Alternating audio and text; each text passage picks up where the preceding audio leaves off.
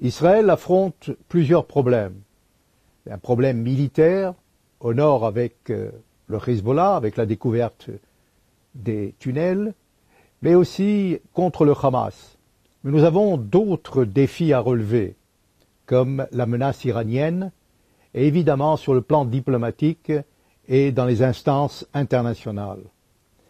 Mais ces jours-ci, les derniers attentats meurtriers que nous affrontons en Cisjordanie sont évidemment graves. Et ces attentats, dans ce cadre-là, ne peuvent nous laisser indifférents.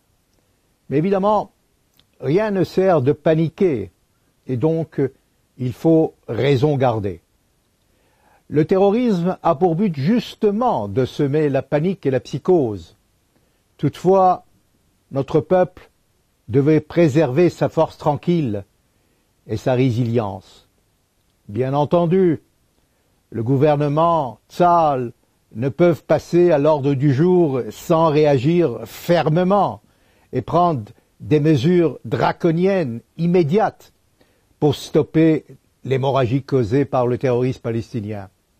Et d'ailleurs, une série de mesures ont été déjà appliquées sur le terrain, en Cisjordanie et ailleurs, et sont en cours. Tous les auteurs des attentats sont tôt ou tard arrêtés, punis ou éliminés. Le gouvernement devrait donner des consignes et appliquer donc une stratégie claire avec des objectifs précis.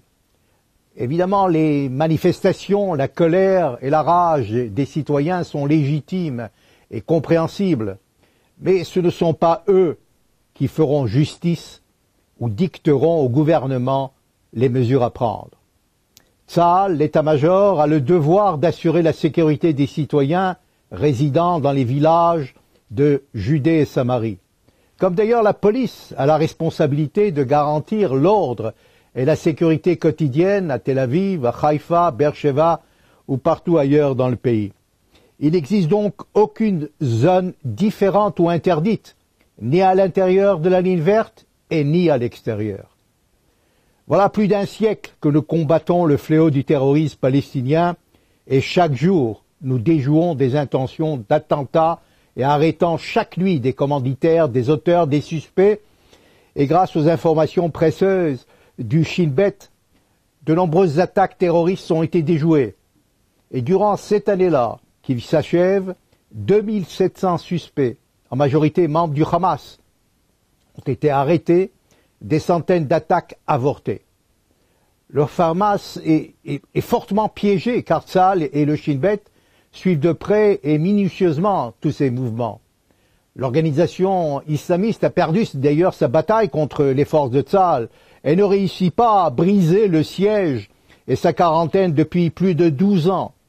Mais pour renforcer son influence et son prestige au sein du peuple palestinien, le Hamas souhaite transférer la lutte vers la Cisjordanie. À Hébron, à Naplouse, des cellules terroristes sont depuis longtemps à ses ordres. Le but donc est d'enflammer les territoires, de renverser Mahmoud Abbas pour prendre le pouvoir également à Gaza. Les violents affrontements entre militants du Hamas avec la police palestinienne et la campagne qui mène le Fatah sont des premiers signes d'une véritable guerre de succession qui s'annonce avec éclat juste après le départ du vieux chef palestinien. Eh bien, pour l'heure, les derniers attentats meurtriers ne présentent pas une nouvelle vague terroriste comme nous l'avons connu en septembre 2000, lors de la seconde intifada. Les actes sont perpétrés surtout dans le secteur de Binyamin et à Ramallah, par une seule cellule terroriste. Ils ne se projettent pas à Jérusalem et surtout à Hébron, le bastion des extrémistes, du Fatah, du djihad. Et les Européens, vous le savez, particulièrement la France, commencent à saisir l'ampleur du fléau du terrorisme et le danger occulte des islamistes sur leur propre territoire. Le récent attentat à Strasbourg prouve le désarroi et l'impuissance. Mais pour nous, il s'agit d'un long et pénible combat qui n'a pas d'issue rapide ni de solution magique. Une force militaire, un bon service de renseignement pourront réduire considérablement les attentats. La démolition de maisons des auteurs, leur expulsion à l'étranger, des arrestations administratives peuvent aussi dissuader de commettre des actes.